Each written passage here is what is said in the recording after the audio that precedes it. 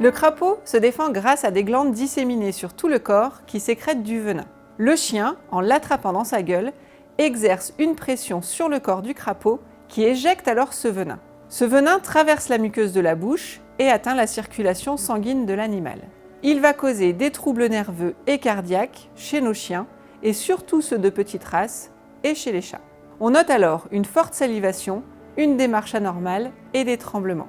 En France, la vipère aspic peut, lors d'une morsure, injecter son venin à votre animal. Les signes cliniques apparaissent dès 30 minutes à 3 heures après la morsure et évoluent les jours suivants. L'animal peut boiter au niveau de la patte mordue, on peut y voir la trace décrochée.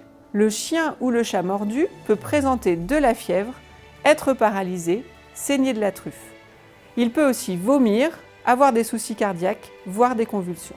Des troubles au niveau rénal et de coagulation avec la survenue d'hémorragie sont aussi observés. Une morsure de vipère peut être mortelle. Ne laissez jamais votre animal jouer avec un crapaud ou s'approcher d'une vipère.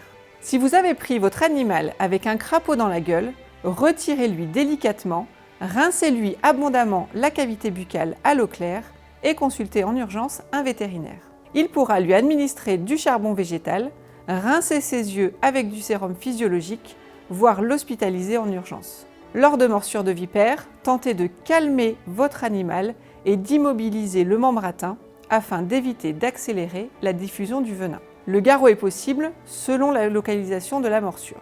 Mettez un pain de glace sur la zone et utilisez un antiseptique sans alcool pour désinfecter la plaie afin de ne pas accélérer la diffusion du venin.